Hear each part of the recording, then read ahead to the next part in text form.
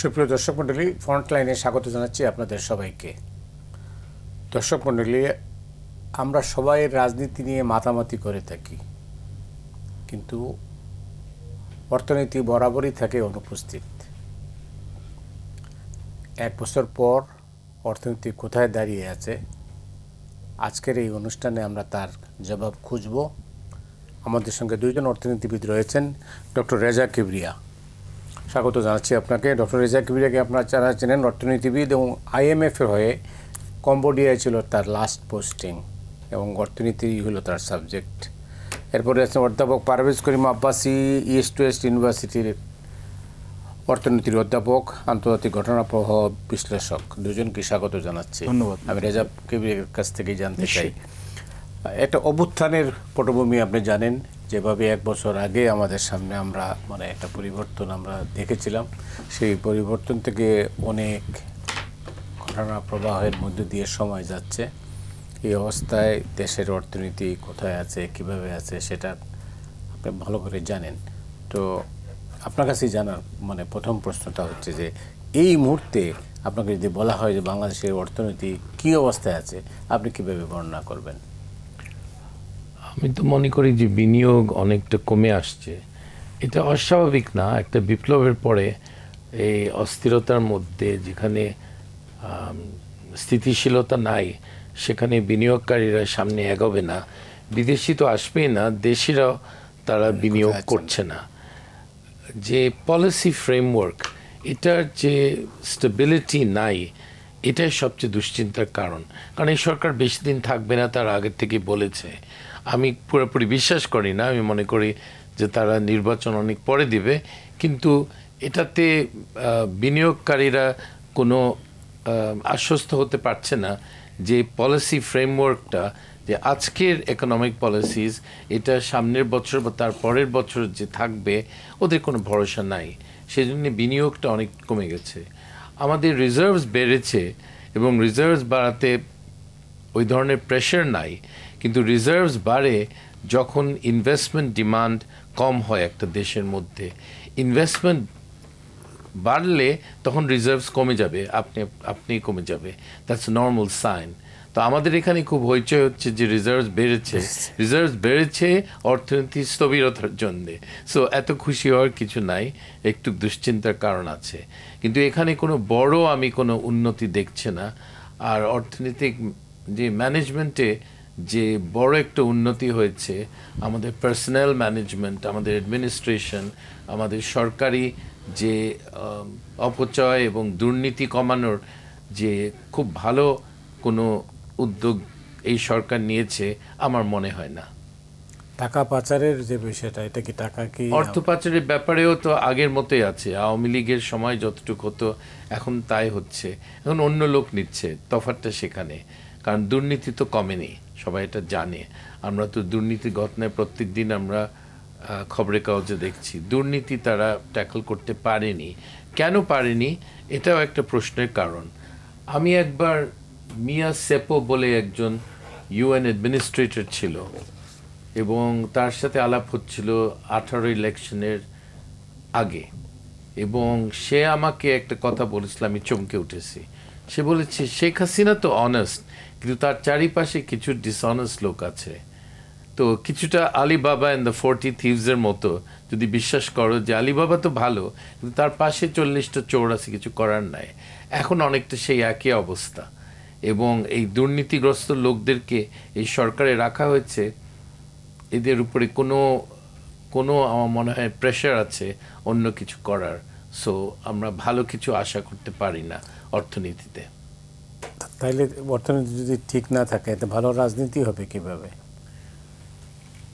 রাজনীতি টিকে থাকবে। রাজনীতি নতুন এক ধারা তৈরি করার চেষ্টা হচ্ছে। এটাতেও আমার অনেক ধরনের প্রশ্ন আছে। যেই মানুষগুলির কোনো দিন কোনো হালাল উপার্জনের কোনো লক্ষণ নাই, তাদের জীবনে তারা 1000 টাকা হালালভাবে উপার্জন করেনি, তারা এখন রাজনীতি করে কি করে? আপনি করতে পারি, আমরা চাকরি করেছি অনেক বছর, আমাদের কিছু সঞ্চয় থাকতে পারে, কিন্তু এরা যাদের কোনো জমিদারি নাই, কোনো বড় ব্যবসা প্রতিষ্ঠান নাই তাদের পেছনে, তারা হঠাৎ রাজনীতি করছে। জনগণের মনে অনেক প্রশ্ন জাগে যে এই রাজনীতিটা কী ধরনের রাজনীতি, বৈষম্য বিরোধী রাজনীতি মানে কি এই লোকগুলি যাদের কোনো হালাল পয়সার কোনো উৎস নাই, তারা রাজনীতি করবে কার টাকা দিয়ে? এটাই প্রশ্ন। অনেক ধন্যবাদ আপনাকে। আব্বাসী ভাই, আপনি শুনলেন যেটা বললেন, আপনি কিভাবে দেখেন? দেখুন, আপনি প্রথমেই ধন্যবাদ মতি ভাই, আপনি এখন প্রথমেই শুরু করেছেন হচ্ছে যে রাজনীতি নিয়ে সবাই কথা বলে, অর্থনীতি নিয়ে না। আমার কাছে মনে হয় দুটো জিনিস কিন্তু মিউচুয়ালি এক্সক্লুসিভ না। কেন, এর আসল কথা হচ্ছে পলিটিক্যাল ইকোনমি। রাজনীতি এবং অর্থনীতি গভীর একটা সংযোগ আছে। মোটামুটি মোটা দাগে যেটা হয়েছে সেটা ঠিকই কথা। আমার আগের বক্তার সাথে যেটা বললাম যে এখানে হচ্ছে, এবং এটা তো সবাই একমত, যে আপনার যখন যেটা স্থিতিশীল সরকার না হবে, যখন যেটা আমরা বলি স্টেবিলিটি যদি না থাকে, বা আপনার যদি পলিসি প্রেডিক্টেবিলিটি না থাকে, আপনি যদি না বুঝতে পারেন যে আপনার 1 বছর থাকবে সরকার না 2 বছর থাকবে সরকার, who will be at the helm of the ship, আপনি যদি এটা যদি না জানেন কেন দেশি বিনিয়োগ হবে বা কেন বৈদেশিক বিনিয়োগ হবে, এবং আপনার গ্রস ডোমেস্টিক ক্যাপিটাল ফরমেশন বলেন বা আপনার হচ্ছে ফরেন ডিরেক্ট ইনভেস্টমেন্ট বলেন, এগুলো কমে যাওয়াটাই স্বাভাবিক। কিন্তু যেটা সবচেয়ে ভয়ের ব্যাপার, এবং এটা হচ্ছে যে আমি বলবো হচ্ছে যে আমাদের সরকারি নীতি নির্ধারকদের জন্য হচ্ছে চিন্তার খোরাক হওয়া উচিত ছিল, যে আমাদের যে বেসরকারি খাতের প্রতিনিধিদের সাথে এদের সাথে যে আপনার মানে সাগর সমান দূরত্ব, এইটা কিন্তু এই সরকারের জন্য একটা ভালো কিন্তু একটা লক্ষণ নয়। কিন্তু দেখুন, আগে কিন্তু 111 সরকারও কিন্তু হচ্ছে একটা কারণ ছিল যেখানে হচ্ছে ওরা বেশি দিন টেকসই হতে পারে নাই বা টিকে নাই, এবং এটা মিলিটারি ব্যাকড কেয়ারটেকার গভর্নমেন্ট ছিল। তো ছিল হচ্ছে যে বেসরকারি খাতকে ওরা হচ্ছে আন্ডার এস্টিমেট করেছিল, যে ওদের যে কি ইম্পর্টেন্সটা আছে অর্থনীতিতে। সো আমাদের দেশের অর্থনীতি কিন্তু হচ্ছে হোললি হচ্ছে যে আপনি যেটা বললো যে প্রাইভেট সেক্টর ড্রিভেন, বেসরকারি খাত দ্বারা চালিত। এখন আগের সরকারের আমলে শেখ হাসিনার দুর্নীতির সাথে কতিপয় নষ্ট ভ্রষ্ট ব্যবসায়ীরা জড়িত ছিল, তার জন্য ব্যবসায়ীদেরকে একতরফা যে তাদেরকে হচ্ছে যে এনিমি অফ দ্য স্টেট বা রাষ্ট্রের শত্রু হিসেবে ভাবাটা এটা উচিত না। এবং এর মধ্যে আমরা বারবার লক্ষ্য দেখেছি হচ্ছে যে ওদেরকে হচ্ছে যে আমরা দেখি নেই যে ওদেরকে প্রতিনিধিত্ব করতে বা তাদের মতামতকে আমল দেওয়ার জন্য, হোক একটা ট্যারিফ নেগোসিয়েশনের ব্যাপারে, হোক হচ্ছে পলিসি সেট আপ করার জন্যে, এবং তার সাথে সাথে যেটা আপনার সম্পূরক বিষয় যদি আপনি দেখেন যে আইন শৃঙ্খলার অবনতি যেটা হয়েছে, আপনার হচ্ছে যে হ্যাঁ একটা ট্রানজিশনের সময়, একটা বিপ্লবের পর বা একটা উত্থানের পর হ্যাঁ অস্থিতিশীলতা থাকে, কিন্তু যত তাড়াতাড়ি এই ইন্টারিম গভর্নমেন্ট ওর মার্কটা রাখতে পারতো, যে যদি হচ্ছে আইন শৃঙ্খলার অবস্থার অবনতিটা ওরা যদি ঠেকিয়ে রাখতে পারতো বা ধরতে পারতো বা প্রিভেন্ট করতে পারতো, বা এর সাথে হচ্ছে যে দেখুন হচ্ছে শ্রমিক অসন্তোষ ক্রমান্বয়ে বাড়ছে। এটার সবচেয়ে বড় উদাহরণ হচ্ছে, আমি আপনাকে সবসময় বলবো হচ্ছে যে আমাদের ব্যাটারি চালিত রিক্সা। এখানে হচ্ছে হ্যাঁ আমাদের এখানে গরিব লোকদের কর্মসংস্থান দরকার আছে, এবং বিশেষত অদক্ষ যারা শ্রমিক তাদের জন্য। কিন্তু এখন যেটা হচ্ছে এটা মূর্তিমান আতঙ্ক, এখানে হামেশা হচ্ছে এখানে হচ্ছে অ্যাক্সিডেন্ট হচ্ছে, মানুষ আহত হচ্ছে, মানুষ নিহত হচ্ছে। এবং আমরা কি দেখলাম, এই সরকার প্রথমে ব্যান করার চেষ্টা করলো, কিছু লোক এসে এটা প্রতিবাদ করলো, মিছিল করলো, এবং সরকার আবার পিছিয়ে গেল। তার মানে কি ইনডিসাইসিভনেস, তার মানে কি টিমিডিটি, এবং একটা অন্তর্বর্তীকালীন সরকার যেটা রাজনৈতিকভাবে নির্বাচিত না, বা যেটা জনগণের ম্যান্ডেট নিয়ে আসে নাই, যেটা আপনার সরকারের অঙ্গ প্রত্যঙ্গ বা অর্গানস অফ দ্য স্টেট, এটা হোক আপনার ল এনফোর্সমেন্ট, হোক আর্ম ফোর্সেস, হোক বিউরোক্রেসি, আমলাতন্ত্র, আমাদের সেনাবাহিনী, বা এবং হচ্ছে যে আমাদের হচ্ছে পুলিশ প্রশাসন, এবং হচ্ছে বেসরকারি খাত, এবং বড় রাজনৈতিক দলের সাথে পুরোপুরি সমর্থন না পেলে শুধু ফেসবুকের সাপোর্ট বা সোশ্যাল মিডিয়া সাপোর্ট দিয়ে আপনি কতদিন অর্গানিকলি সাপোর্ট করতে পারবেন? বা আপনি যদি মনে করেন যে বিদেশি কিছু দূতাবাসের যদি সমর্থন পান, বা একটি দুটি দেশের যদি আপনি প্রচ্ছন্ন সমর্থন পান, কতদিন আপনি এটা টিকিয়ে রাখতে পারবেন? তো আমি যেটা আপনার আগে অন্য একটা প্রোগ্রামে যদি আপনি মনে করেন যে আমরা কিন্তু এখন একটা পলি ক্রাইসিসে আছি, বহুমাত্রিক সংকটের মধ্যে আমরা আছি, এবং এটা একটা পার্মানেন্ট ফুটিং। তো দীর্ঘমেয়াদী বহুমাত্রিক সংকটের মধ্যে বাংলাদেশ আছে, এবং এর সাথে সাথে হ্যাঁ সংস্কার দরকার, কিন্তু সংস্কারের ব্যাপারে তো আমরা স্বচ্ছ কোনো এখানে আউটকাম পাই নাই। আপনার এই রিফর্মস কমিশন অনেকগুলো হয়েছে, এগুলোর কি মানে এটার আউটকামটা কি? এখন আমরা বলছি জুলাই সনদ এখনও ঘোষণা করা হয় নাই, এবং জুলাই সনদের যে এখানে হচ্ছে যে এই বাইন্ডিং কমিটমেন্ট যেটা ছাত্ররা বলছে, এটা কি রাজনৈতিক দলগুলো, বৃহত্তম রাজনৈতিক দলগুলোকে এটা গ্রহণ করবে? এবং ছাত্র তো না, কিছু প্রাক্তন ছাত্র। এবং আমি জাস্ট একটা জিনিস বলবো, এখানে কিন্তু কিছু ওপেকনেস আছে, যে এটা হচ্ছে ওদের ফান্ডিংয়ের সূত্র, মানে ওদের ফান্ডিংয়ের সোর্সটা কি, এবং এটা কিন্তু প্রত্যেকটা রাজনৈতিক দলের কিন্তু এখন আমাদের সময় আছে, এটা নিয়ে সংস্কার হয় নাই।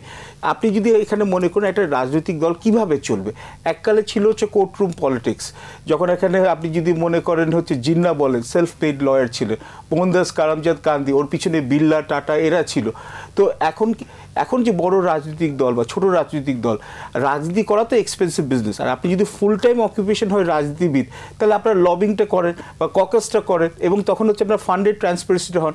ইচ্ছা করে তো আমরা এগুলো করতে চাইছি না। অনেক ধন্যবাদ।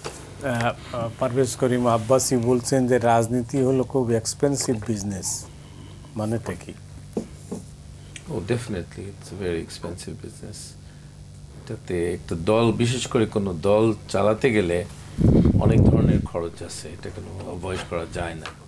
আমি নিজে দেখেছি এবং আমি সেজন্য অ্যাভয়েড করেছি। অনেক নতুন দল আসছে আমার কাছে নেতৃত্ব দেওয়ার জন্য, আমি না করেছি বলে আমার সেই রকম টাকা নেই একটা দল চালাবার।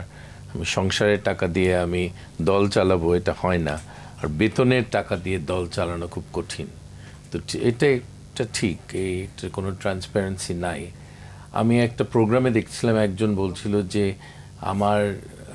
আমার ওয়েলথ, আমার স্যালারি, এগুলি প্রাইভেট ব্যাপার। সে কিন্তু একটা সেমি পাবলিক ফিগার ছিল, it's not a private business. এটা এখানে আমার ব্যাপারে একটা ইনকোয়ারি তুলেছিল যে নির্বাচনের সময় যে এতগুলি বেতন কোত্থেকে পেল। আমার বেতন IMF-এর আমার পে স্লিপ আছে, সো খুব বড় বেতন, কিন্তু এটা বেতন, এবং IMF-এর বেতনে কোনো কর বসানো যায় না। তো তখন NBR চুপ হয়ে গেছিলো। আমার এখানে ইনকোয়ারি করেছিল যে আমাকে ধরতে পারে কিনা, এই অজুহাতে আমাকে ধরে জেল টেল দিতে পারে কিনা, কিন্তু আমার IMF-এর বেতন ইজ নট টাচেবল। তো সবার ইনকাম সোর্স অত পরিষ্কার না, এবং দল চালানো হিউজ এক্সপেন্স। আমি একটা মিটিং করতে গেলে কত টাকা খরচ হয়। এই যে ছেলেরা যে মিটিং করলো মানিক মিয়া অ্যাভিনিউতে, লোকে বলে 50 থেকে 200 কোটি টাকা খরচ হয়েছে। কোথা থেকে আসলো টাকাটা আমি জানতে চাই। আর মানিক মিয়া অ্যাভিনিউতে কেন সরকার তাদেরকে একটা নিবন্ধিত না এই দলটি তাদেরকে এই অনুমতি কেন দিল, অনেক প্রশ্ন আছে। আর এতগুলি টাকা পেল কোথায়? সো টাকা বাংলাদেশ পলিটিক্সে হ্যাজ বিকাম আ ফ্যাক্টর। এটা আনফর্চুনেটলি শেখ হাসিনা এটাকে আরও ইম্পর্টেন্ট করেছে। টাকা দিয়ে অনেক কিছু চলে। নমিনেশন পাওয়া, নির্বাচনের সময় নমিনেশন বাণিজ্য যে হবে, এটা তো আপনি এটা সম্বন্ধে ধারণা আছে। সব দলই করবে, তাদের নমিনেশন বিক্রি করবে, এটা দিয়ে তারা টাকা তুলবে। It's become part of Bangladesh politics. যাই হোক, কিতে এই সরকার আসার পরে মানে অর্থনৈতিক যে সমস্ত রিফর্মসের কথা বলছে বা যে কার্যক্রমগুলো শুরু করেছে, অর্থনীতিতে আসলে কোনটা ছিল ভুল সিদ্ধান্ত? অর্থনীতিতে ব্যাংকিং রিফর্ম ছিল ক্রিটিক্যাল। যারা ডিফল্টার তাদের এটা হলো একসঙ্গে কাজ করতে হয়। অর্থমন্ত্রী একা পারে না, অর্থমন্ত্রী এবং আইনমন্ত্রী মিলে এটা করতে হয়। আইন উপদেষ্টা তো একটা ইউজলেস একটা লোক, সেকেন্ড ক্লাসও বলবো না, তাকে থার্ড ক্লাস একটা লোক বলবো। তার যোগ্যতা এই পজিশনের জন্যে নাই। এবং যদি ব্যবস্থা করা যেত যে যারা ব্যাংক ডিফল্টার তাদের অ্যাসেট সিজ করার, তাড়াতাড়ি সিজ করার একটা ব্যবস্থা করা যেত, তাহলে ব্যাংক ডিফল্ট রেট এখন এটা চুঙ্গে যেত না। এখন কিন্তু historical high bank default. Awami লীগের টাইমের চেয়ে বেশি এখন ব্যাংক ডিফল্ট। এটা কি করে হয়? মানে আমার প্রশ্ন হলো এটা কি করে হয়? তোমরা ব্যাংক ডিফল্টের প্রচুর অ্যাসেটস আছে, অ্যাসেট সিজ করা আমাদের আইনি ব্যবস্থায় কোনো সুযোগ নাই। এটা ঠিক না করলে কোনো ইমপ্রুভমেন্ট হবে না। Banks are critical to the private sector growth, they are just critical. And ব্যাংকসগুলির পুরো গভর্নেন্সে ডিফেক্টিভ। জি আব্বাস ভাই, আপনি তো শুনলেন জি। মানে যে পরিস্থিতিটা আছে, যেখানে আমরা দাঁড়িয়ে আছি, কিন্তু এই অর্থনীতির এই যে স্থবিরতা, এটা কাটানোর তো আমরা কোনো খুব তাড়াতাড়ি চটজলদি কোনো উদ্যোগ তো দেখছি না। আমি প্রথমে আবার বলি, কেন আমাদের আমাদের বাঙালিদের, বিশেষত আমাদের বাংলাদেশিদের আবার হুজুকে জাতি, যখন কোনো কিছু ভালো বলবো মাথায় করে উঠে নাচানাচি করব, আবার হচ্ছে যে আমরা আবার যখন কাউকে গালমন্দ করব 14 গোষ্ঠী উদ্ধার করে দেবো। তো আমাদের কোনো ব্যালেন্স নেই। একমাত্র দেশ যেখানে ব্রাজিল আর্জেন্টিনা খেলার জন্য একজন খুনাখুনি করে, আমার ব্রাজিলিয়ান বন্ধু আশ্চর্য হয়ে গেছে, আমি মনে করছি মিথ্যা করতে, আমাকে অনলাইনে দেখাতে হয়েছে, দেখো এটা হয় বাংলাদেশে। তো এইরকম একটা আবেগপ্রবণ জাতি, অতি আবেগপ্রবণ, এবং গুজবের প্রতি এখানে হচ্ছে শোনার একটা প্রবণতা যেই দেশে আছে। বিসমিল্লাই গলদ হচ্ছে যখন আপনার হচ্ছে এই সরকারটা বলে you have to hit the ground running, এটা পুরানো একটা প্রবাদ আছে। এই ইন্টারিম গভর্নমেন্টের প্রথম দিকেই ডিসাইসিভনেসটা ছিল না, এবং ওটাই কিন্তু হচ্ছে যে এটা সিগন্যাল করেছে দ্য উইকনেসে।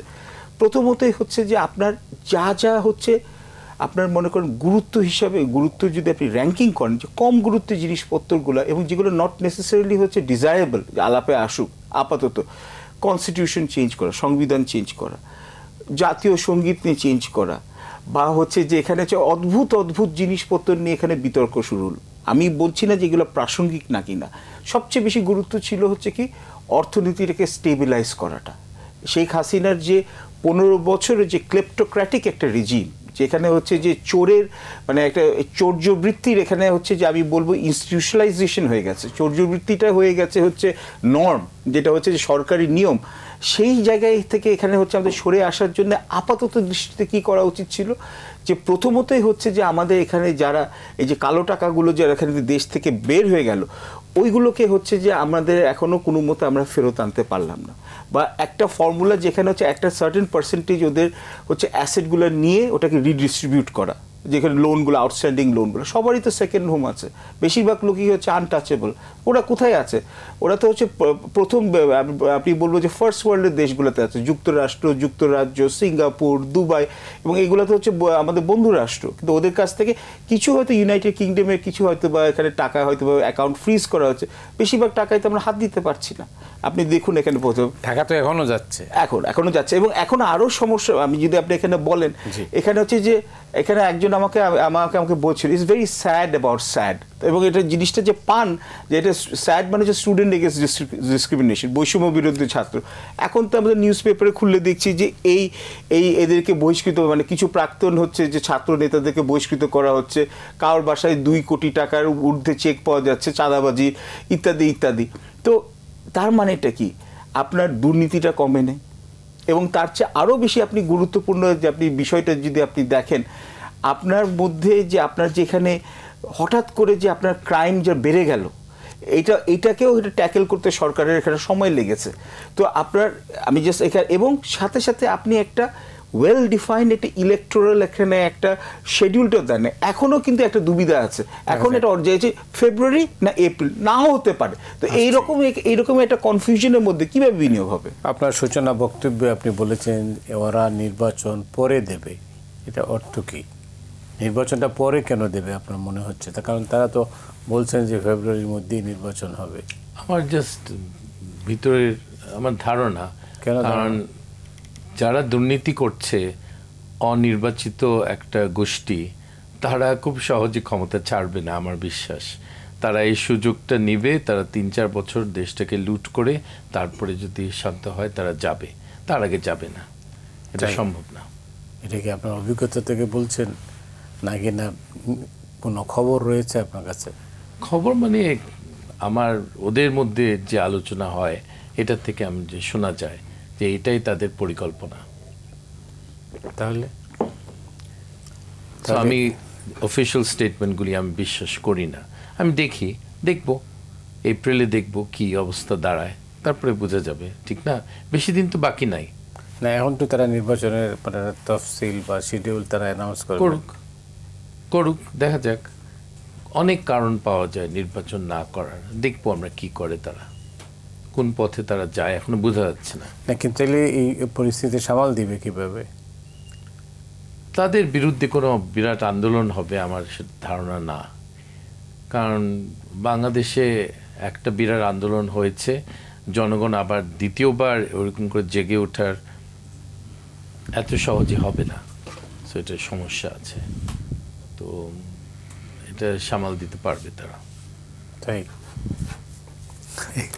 তো ভিন্ন চেহারা, ভিন্ন পরিস্থিতি, কি বলবো এটার উপরে নতুন আলোচনা।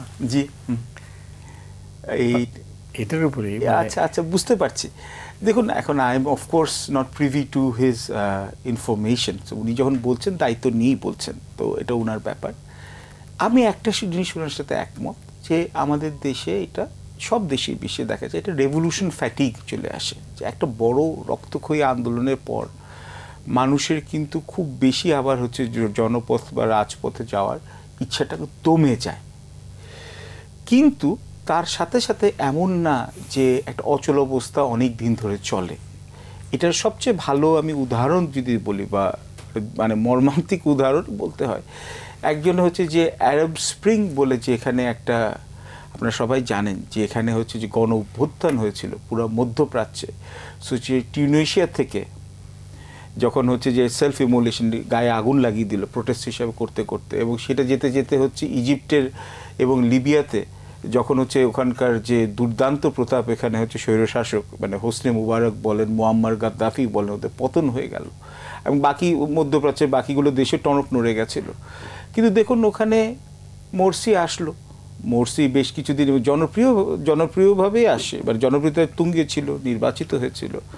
কিন্তু যেহেতু সে হচ্ছে তার একটা রাজনৈতিক এজেন্ডা অন্যরকম ছিল, বা ইসলামিস্ট এজেন্ডা ছিল, ওটা হচ্ছে যে ওর আশেপাশের তার রাষ্ট্রগুলো যেগুলো ছিল, কাতার, তারপর কাতার বাদে Saudi Arabia, UAE, Israel, USA, এক ধরনের এখানে এসে কিন্তু এখন দেখেন সিসি চলে আসছে।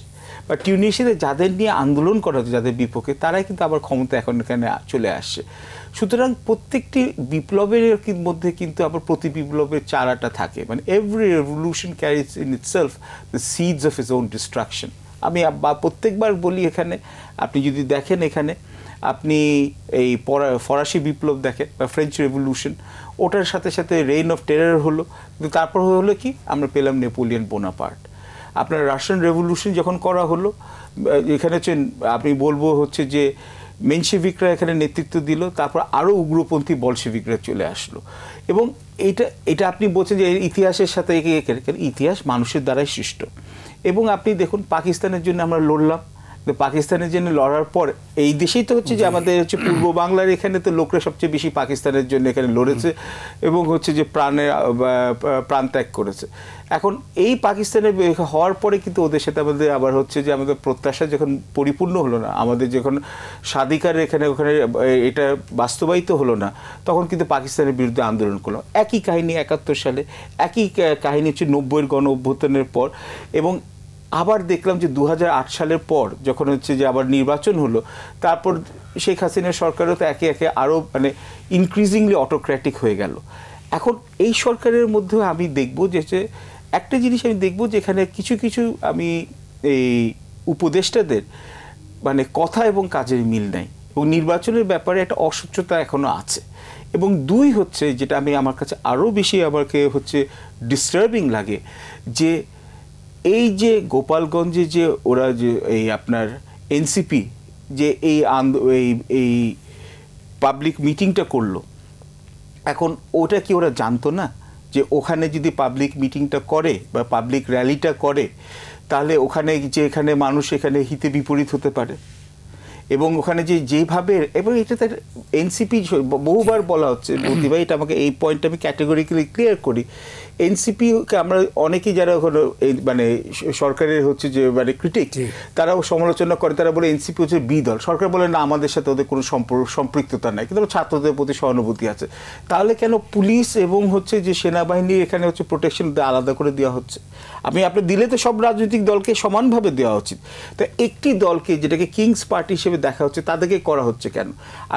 আর নির্বাচনের আগে যদি অস্থিতিশীলতা বেড়ে যায়, বা নির্বাচনের আগে যদি আপনাদের দাঙ্গা ফাসাদ বেড়ে যায়, আজকে কিন্তু ফরিদপুরে দেখলাম হচ্ছে যে একটা মন্দিরের মধ্যে এখানে হচ্ছে যে এখানে মূর্তি বা বিগ্রহ ভাঙা হয়েছে, এবং আমাদের কিন্তু ইউনাইটেড স্টেটসের গভর্নমেন্ট রিলেটেড একটা গভর্নমেন্ট এজেন্সি কিন্তু বাংলাদেশের উপর একটা রিপোর্ট আসছে, যেটা হচ্ছে যে এখানে বলা হচ্ছে যে এখানে আপনাদের হচ্ছে যে সংখ্যালঘু সম্প্রদায়ের উপর কিন্তু ওদের হচ্ছে নিরাপত্তা কিন্তু বিঘ্নিত হচ্ছে। এখন আমরা কিন্তু ভারতের ডিসইনফরমেশন এবং মিসইনফরমেশন কিন্তু আমাদের অন্তর্বর্তীকালীন সরকার সুচারুভাবে এটা ঠেকিয়ে মানে এটা প্রতিরোধ করেছে, কিন্তু আমরা যদি আমাদের দেশের মধ্যেই দল মত ধর্ম নির্বিশেষে যদি সবাইকে সমান অধিকার না দিতে পারি, অন্তর্বর্তীকালীন সরকারের উপর চাপ পড়বে এবং নির্বাচনের ব্যাপারে ওদেরকে যে দেওয়ার সদিচ্ছা যেটা আছে এটা নিয়ে কিন্তু প্রশ্ন উঠতেই থাকবে।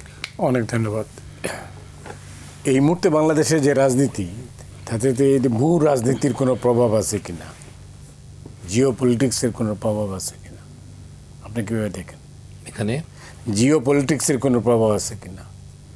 এই সব সময় থাকে। বাংলাদেশ 10ম শতাব্দীর পর থেকে এটা বাইরের থেকে চালিত এই দেশটা, সো এটা বাইরের প্রভাব তো পড়বেই। এই মুহূর্তে বাইরের বড় শক্তি যারা বাংলাদেশে ইন্টারেস্টেড, আমেরিকা আর ভারত, তাদের পছন্দের এবং অপছন্দের দল আছে এবং তাদের পৃষ্ঠপোষকতা করছে, ডিরেক্টলি বা ইনডিরেক্টলি করছে, আর তাদের বিরোধিতা করছে। খুব দুশ্চিন্তা। আমেরিকানরা তো চায় তাদের পছন্দের সরকার, আর আমেরিকানরা চায় গণতন্ত্র। আমি ওদেরকে বুঝিয়েছি এই দুইটা একসঙ্গে পাবে না। গণতন্ত্র চাও, না হলে তোমাদের পছন্দের সরকার চাও, দুইটা তুমি পাবে না। তারা জিনিসটা বুঝে না। তারা বলে না, আমাদের পছন্দের সরকার হতে হবে আর গণতান্ত্রিকভাবে ওদেরকে আনতে হবে। ওকে, চেষ্টা করো। সো তাদের পছন্দের আর অপছন্দের দল আছে, যাদেরকে অপছন্দ করে তাদেরকে বিভিন্নভাবে তারা অসুবিধায় ফেলার চেষ্টা করছে, এখনও করছে। সো এটা তারা সেই দলটি রোধ করতে পারবে কিনা আমার সন্দেহ। তাদের সেরকম দক্ষতা এবং বুদ্ধি আছে কিনা দেখা যাক। না, কিন্তু তাইলে তো মানে পুরো জিনিসটাই অস্পষ্ট, মানে অনিশ্চিত। জি, মানে আমরা যে গণতন্ত্রের জন্য লড়াই করলাম, যে গণতন্ত্র ফিরে আসবে বলে আমরা খুব বেশি আশাবাদী হলাম, এখন তো দেখি আবার আপনি যেটা বলছেন, তাই আমরা তো আবার দেখি যে এক অনিশ্চয়তার মধ্যেই ডুবে যাচ্ছি আবার ডেফিনেটলি। এবং সবচেয়ে সমস্যা হলো যে নির্বাচনের সময় তারা কোন দল সুযোগ সুবিধা পায় এই সরকারে সেটা বোঝা যাচ্ছে না। মনে হয় এনসিপি পাবে, এবং সেটা একটা সরকারের সমর্থন, এই সরকারের দল, তারা বি টিম। এখন এটা এই সরকারের দ্বারা কতটুকু একটা সুষ্ঠু নির্বাচন পাওয়া যাবে এই ব্যাপারে আমাদের অনেকের সন্দেহ আছে। তাদেরও একটু চিন্তা করা উচিত। তাদের একটা এজেন্ডা আছে, তারা একটা দলকে বাংলাদেশে প্রতিষ্ঠিত করতে চায়, এবং বড় দল যেটা এখন আছে বিএনপি, এটাকে তুচ্ছ তাচ্ছিল্য করে এটাকে কোনো মতে সাইডলাইন করা তাদের উদ্দেশ্য। দেখা যাক তারা পারবে কিনা, আমার সন্দেহ। কিন্তু এই প্রচেষ্টা চলছে, তাদের বদনাম করছে এবং চেষ্টা করছে তাদেরকে বিভিন্নভাবে তাদেরকে আটকায় রাখতে। না, যে দলটার প্রতি তাদের সমর্থন আছে প্রকাশ্যে বোঝাই যাচ্ছে, কিন্তু সেই দলটার অবস্থা তো আমরা লক্ষ্য করছি, দেশবাসীও লক্ষ্য করছে। এই অবস্থায় তারা কিভাবে টেনে নিয়ে যাবে? নির্বাচন একটা খুব জটিল প্রক্রিয়া হয় বাংলাদেশে। আমার এলাকায় আমি দেখছি 173টা ভোট কেন্দ্র, এগুলিকে দখল করা এবং দখল থেকে রক্ষা করা এটা খুব কঠিন কাজ। এবং সরকার যদি এই ব্যাপারে সিনসিয়ার না হয়, ইউ হ্যাড ইট, কোনো কিছু করার নাই। এটা জনগণ আপনার পক্ষে, এটা কোনো ব্যাপার না। সরকারের একটা বড় ভূমিকা আছে, এবং আমি মনে করি যে এই সরকার doesn't come to the table with clean hands in the legal term. They have an agenda, and তাদের দ্বারা একটা ভালো নির্বাচন পাবেন না। অনেক ধন্যবাদ। জিও পলিটিক্স নিয়ে বলছিলাম আমরা। দ্যাটস মাই কাপ অফ টি।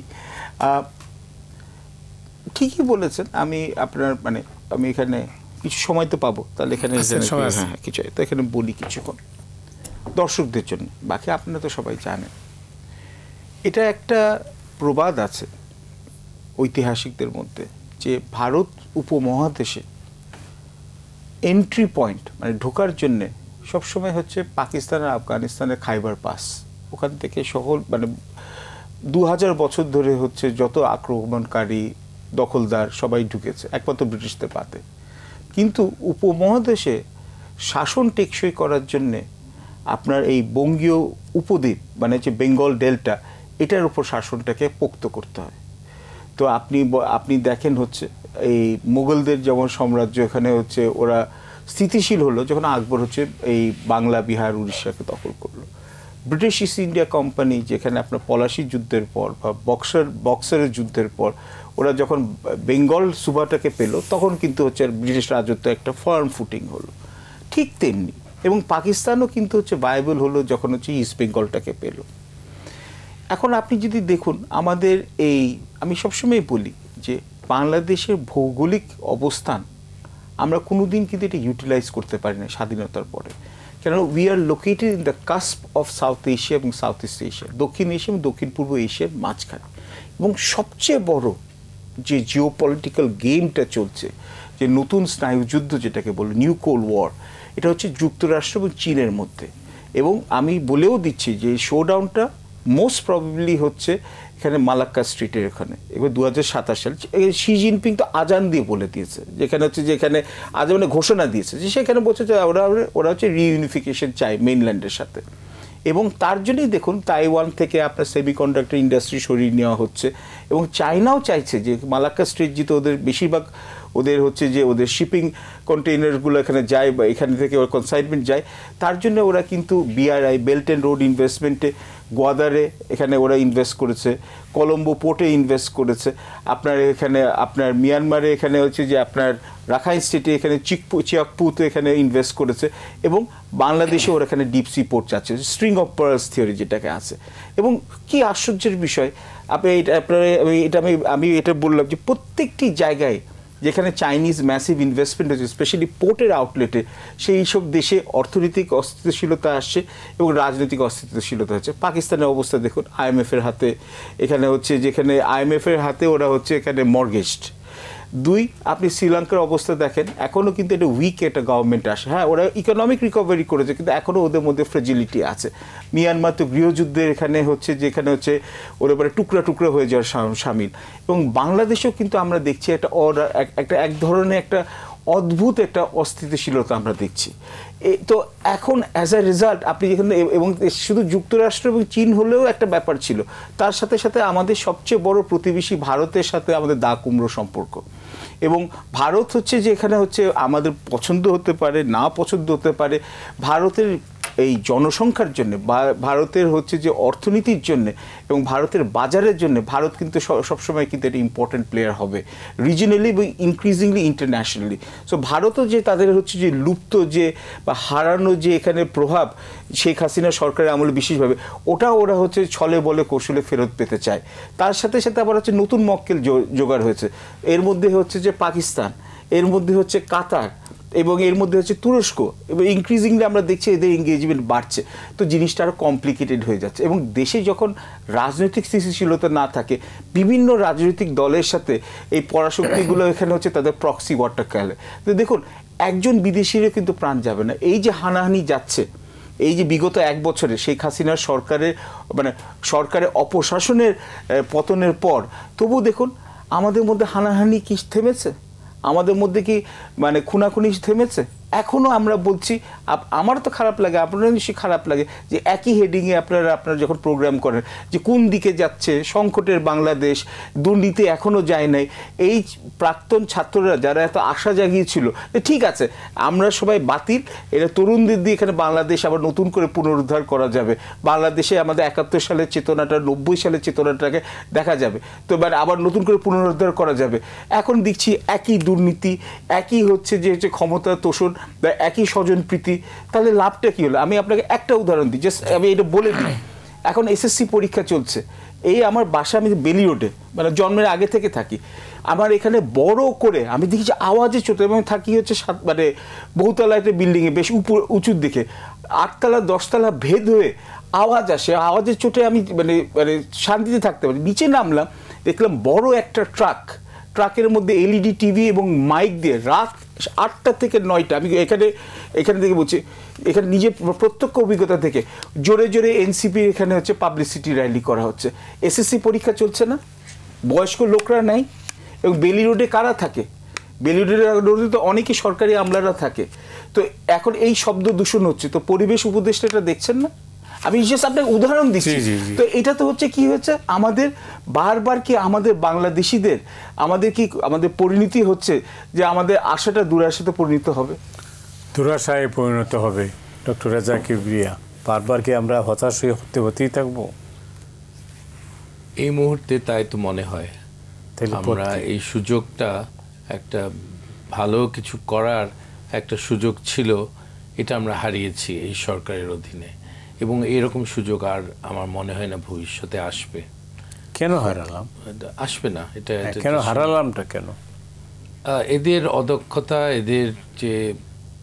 এদের দেশ পরিচালনা, নিরামিষ দিয়ে বাংলাদেশ শাসন হয় না, এবং সবার কাছে ভালো মানুষ হওয়া যায় না। আমি আর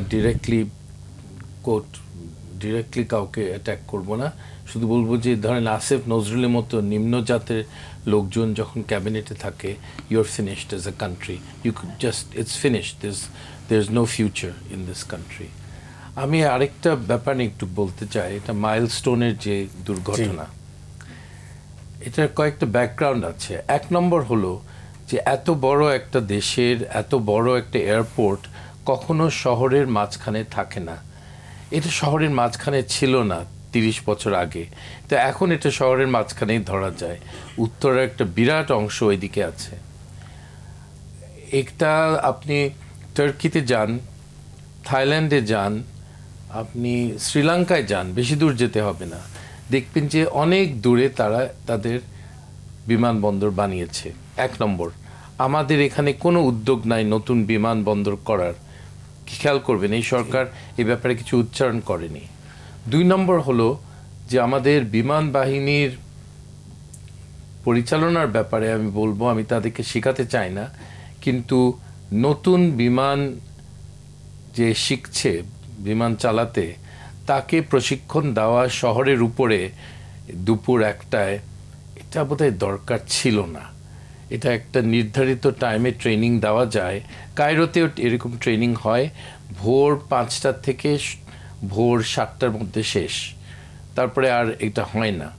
এটা ঘুম ভাঙে লোকের, কিন্তু এটা শেষ, সারা দিন এগুলো চলে না। দ্বিতীয়টা জিনিস হলো যে ভারতে পার্লামেন্টে একজন বলেছে ইন্ডিয়ান যুদ্ধের বিমান 30 বছরে 553টা ক্র্যাশ করেছে। 553 30 বছরে। তো যুদ্ধের বিমান ট্রেনিং প্রশিক্ষণের সময় ক্র্যাশ হয়, এটা খুব আশ্চর্য কোনো বিষয় না, বা এটা নিয়ে হতাশ হওয়ার কিছু নাই, এটা হয়, কিন্তু এই ধরনের এলাকায় সাধারণত হয় না। আর আমাদের সরকারের রিয়াকশনের পরে যেই লোকটা বিমানটা চালিয়েছে, তাকে হিরো বানাবার দরকার ছিল না। তাকে একটা ভদ্রভাবে একটা ফিউনারাল দিয়ে, যারা মারা গেছে তাদের জন্যে আরও সরকার থেকে আরও রেকগনিশন দরকার ছিল। একজন টিচার 17 জন বাচ্চাকে বাঁচিয়ে নিজের প্রাণ দিয়েছে, তার বাচ্চাদেরকে একটু সান্ত্বনা দেওয়া হতো যদি সরকারি একটা মেডেল বা সরকারি একটা রেকগনিশন হতো যে এই ভদ্রমহিলা আমাদের দেশের একটা বিরাট সম্পদ ছিল। ভবিষ্যতে কেউ এগিয়ে আসবে না, কারণ এই দেশটা, এই সরকারটা, এই দেশের মানুষগুলি তারা কৃতজ্ঞ না, অকৃতজ্ঞ একটা জাত। কেন করবো ওদের জন্যে? কিন্তু এই ভদ্রমহিলা তার প্রাণ দিয়েছে এই বাচ্চাগুলির জন্যে। তো এখানে অনেক কিছু আছে, আমার দেখে খুব খারাপ লেগেছে, কিন্তু আমার মনে হচ্ছে এটা দরকার ছিল না। যদি ট্রেনিংটা অন্য শহরে হতো, দূরে যেখানে ঘনবসতি নাই, তাহলে দুর্ঘটনাটা হয়তো ঘটতো, কিন্তু এতজন মারা যেত না। এটা ইম্পর্টেন্ট। অনেক ধন্যবাদ। একটু ট্যারিফ নিয়ে একটু আলোচনা করি। মার্কিন যুক্তরাষ্ট্রের সঙ্গে ট্যারিফ নিয়ে আলোচনা হচ্ছে, এবং বলা হচ্ছে যে আজকের মধ্যে হয়তো একটা ফয়সালা হতে পারে, আমরা হয়তো কিছুটা রিলিফ পেতে পারি। আপনার কি মনে হয়?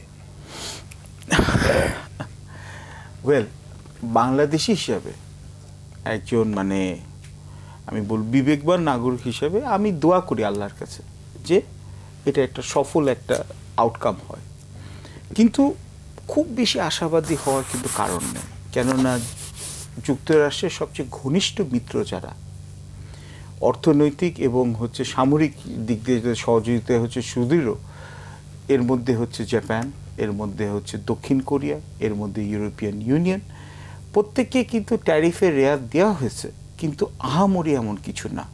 সর্বনিম্ন ট্যারিফ 15%, যেটা ইউরোপিয়ান ইউনিয়ন, এবং ইউরোপিয়ান ইউনিয়ন খুশি নাই, এবং তার সাথে সাথে ওরা আবার কমিটমেন্ট দিয়েছে যে $600 বিলিয়ন যুক্তরাষ্ট্রে বিনিয়োগ করবে কর্মসংস্থান করার জন্য। আবার জাপান আলাদা করে বিনিয়োগ কমিটমেন্ট দিয়েছে $550 বিলিয়ন যুক্তরাষ্ট্রের বাজারে বিনিয়োগ করবে। আচ্ছা, তারপর আপনি যদি দেখেন এখানে ইউএই, সৌদি আরেবিয়া, কাতার $100-150 বিলিয়ন সমরাস্ত্র ওরা বলছে যে যুক্তরাষ্ট্র থেকে কিনবে। এগুলো কিন্তু এক ধরনের কোয়ারেশন, কিন্তু যুক্তরাষ্ট্র দুনিয়ার সর্ববৃহৎ অর্থনীতি, $29.5 ট্রিলিয়ন অর্থনীতি, আপনার বিশ্বের অর্থনীতির প্রায় 28% 27.5% যুক্তরাষ্ট্রের কাছে। সর্ববৃহত্তম রপ্তানিকারী, আপনার $3 ট্রিলিয়ন মতো সর্ববৃহৎ আমদানিকারী, $4 ট্রিলিয়ন মতো আমদানি করে। তো যুক্তরাষ্ট্র, এবং অফকোর্স ওদের সবচেয়ে পাওয়ারফুল মিলিটারি আছে। তো অ্যাজ এ রেজাল্ট যুক্তরাষ্ট্রের কেউ আইসোলেট বা এলিনেট করতে পারে না। এখন কথাটা যেটা আছে আমাদের উপর, যেটা আছে মাত্র $6.2 বিলিয়ন এখানে এটা ব্যবসার ঘাটতি। এখন এটার জন্য আমরা কি দিতে পারি? আমরা বলেছি যে আমরা ওর কাছে সয়াবিন নিব, আমরা বলেছি ওদের কাছে এলএনজি নিব, আমরা বলেছি প্রায় 7 লাখ টনের মতো গম নিব, আমরা তারপর আরও একটু সুইটেন দ্য ডিল যেটাকে বলে 14টি বোয়িং থেকে 25টা বোয়িং নিব। এখন সবই ভালো কথা, আমাদের ভাই যদি টাকা থাকতো তাহলে তো শেখ হাসিনারও সরকারও তো IMF-এর কাছে লোন নিত না। যেদিন ওই IMF-এর কাছে লোন সাইন করেছিল এবং কমিটমেন্ট আমরা দুর্নীতিটা কমাবো, দ্যাট ওয়াজ এখানে প্রিঅ্যাম্বল যে আমাদের আগে অর্থমন্ত্রী সাইন করেছে। আমি বলছি ইন্না লিল্লাহি ওয়া ইন্না ইলাইহি রাজিউন, এই সরকার গেছে কেন? ওরা নিজের ফাঁদে নিজে গেছে, অতি চালাকের গলায় দড়ি। আমরা এখনও লোন নিচ্ছি আমাদের মাল্টিল্যাটারাল লেন্ডিং এজেন্সির কাছে। কোথা থেকে টাকাটা পাবো? এটা এক। তার মানে আপনার যে এখানে সামাজিক সুরক্ষা খাত বা শিক্ষা খাত বা আপনার এখানে স্বাস্থ্য খাতের উপর থেকে আমি এখানে খরচটা আমি এখান থেকে ডাইভার্ট করে দিতে হবে, অপরচুনিটি কস্ট। কারণ আপনাদের তো সম্পদ সীমাবদ্ধ, নিশ্চয়ই যুক্তরাষ্ট্রের থেকে আপনাকে এখানে এনগেজ করতে হবে। এবং তার সাথে সাথে আপনি দেখুন, আপনি একটা নন ডিসক্লোজার এগ্রিমেন্ট সাইন করেছেন, তো আমরা জানিও না। এবং আপনার যে আপনার ব্যবসা, আপনার যে কমার্স অ্যাডভাইজার, উনি বলছেন যে সবগুলো কিন্তু শর্ত কিন্তু অর্থনৈতিক না। তো তাহলে আমার কাছে কথা যে একটা ইন্টারিম গভর্নমেন্ট দেশের স্বার্থেই যদি ওরা কিছু যুক্তরাষ্ট্রকে ছাড় দেয়, এবং যুক্তরাষ্ট্র থেকে যে বড় বড় গাড়ি, বড় বড় মেশিনারি, ওগুলো তুলনায় তো আমরা যে এখানে যে অন্যান্য জায়গা থেকে চীন থেকে নিই বা অন্যান্য জায়গা থেকে আমদানি করি, ওটার তুলনায় সস্তা হয় বলে আমরা আমদানি করি। আপনি বললেন যে আমি বাজার ছেড়ে দিলাম, আমি যুক্তরাষ্ট্রের প্রায় শূন্য শুল্ক দিয়ে দিলাম প্রত্যেকটি পণ্যের উপর, কিন্তু যদি আপনার এখানকার কনজিউমার বা এখানকার বিজনেস ফার্ম না কিনে, আপনি জোর করে তো কিনাতে পারবেন না। সরকারি আপনি পারচেস করবেন, লোন দিয়ে ফাইন্যান্স করবেন। এবং সর্বশেষে ভারতের সাথে ওরা খুব টাফ নেগোসিয়েশন করছে। ট্রাম্প আজকেও বলেছে, স্টান্ট হতে পারে, যে ভারতকে হয়তো বা 25% ট্যারিফে এখানে আটকে রাখতে হবে, 26 থেকে 25। ভারতকেই যখন ছাড় দিচ্ছে না এত বড় বাজারকে, ইজ প্লেইং হার্ড বল। বাংলাদেশকে কি কতটুকু ছাড় দেবে, এবং ছাড় দিল অ্যাট হোয়াট প্রাইস? অনেক ধন্যবাদ। নন ডিসক্লোজার এগ্রিমেন্ট আমরা যেটা শুনেছেন, এটা একটা। আর একটা যে এই ট্যারিফ আলোচনায় আমরা কি পাচ্ছি? নন ডিসক্লোজার এগ্রিমেন্ট থাকলে তো আমরা জানতে পারলাম না। এই সরকারের এই ধরনের এগ্রিমেন্ট করার অধিকার আছে কি না, এটা একটা প্রশ্ন। ইটস অ্যান আনইলেক্টেড গভর্নমেন্ট, তাদের এরকম সিক্রেট ডিলস কারোর সাথে করার তাদের অধিকারই নাই আমার মতে।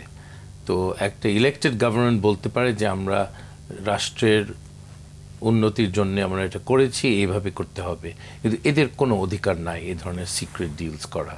তো আমি এটাতে আপত্তিকর মনে করি। এখানে আপত্তি জানাচ্ছি, আমাদের সবাইকে জানানো উচিত যে কোন শর্তে তারা কি করেছে, এবং যা পেয়েছে আমরা এটা দেখে ইমপ্রেস না। ভিয়েতনামে আমাদের চেয়ে কম রেটে এখন তারা কর বসিয়েছে, এবং আরও কয়েকটা দেশকে ছাড় দিয়েছে, আমাদেরকে কিছু দেয়নি। তা আমাদের ডিপ্লোম্যাটিক অ্যান্ড নেগোশিয়েটিং ক্যাপাসিটি খুব উইক, এটা এই সরকার প্রমাণ করেছে। যেখানে আমাদের মোহাম্মদ ইউনূস আমাদের সরকার প্রধান হওয়া সত্ত্বেও আমরা আমেরিকায় কোনো পাত্তা পাই না, এটা খুব দুঃখজনক। তাহলে কি দাঁড়ালো? মানে এক ব্যাগ হতাশা নিয়েই আমাদেরকে আজকের এই অনুষ্ঠানটা শেষ করতে হচ্ছে, কারণ আমরা তো এবং মানে নতুন কোনো দিক নির্দেশনা আমরা পাচ্ছি না। আমাদের ধারণা ছিল যে অর্থনীতিতে বোধহয় নতুন কোনো কিছু আমরা পেতে যাচ্ছি, যেটা অর্থনীতি তখনই পাবেন যখন অর্থনীতি কিভাবে, অর্থনীতি তো আমাদের বাস্তবতার সাথে তো এখানে হচ্ছে যে ডিভোর্স না, যখন দেশের এখানে রাজনৈতিক অবস্থাটা একটু স্থিতিশীল হবে। আমি এই যে রাজনৈতিক বলতে আমি বলছি না যে ও তার মানে কি নির্বাচিত যে দলই আসবে তারা লুটপাট করবে, ওটা না, কিন্তু আপনার যখন আপনার রাজনৈতিক যে কালচার, পলিটিক্যাল কালচার চেঞ্জ হবে এবং আপনার একটাই সলিউশন, ফ্রি, ফেয়ার, ইনক্লুসিভ, স্বচ্ছ, নিরপেক্ষ এবং অন্তর্ভুক্তিমূলক নির্বাচন যখন হবে এবং আপনার দল মত নির্বিশেষে আপনার মত প্রকাশের স্বাধীনতা থাকবে এবং সকলের জাতি, বর্ণ, ধর্ম নিয়ে সবাই আমরা বাংলাদেশি, সবার যখন অধিকার যখন সংরক্ষিত হবে, অর্থনীতি আপনা আপনি ঠিক হবে। অনেক ধন্যবাদ প্রফেসর আব্বাসী। ডক্টর রেজা কিবরিয়া, আপনাকেও ধন্যবাদ। শেষ করতে হচ্ছে। দর্শক মণ্ডলী, আজ এ পর্যন্তই। আপনার সবাই ভালো থাকুন।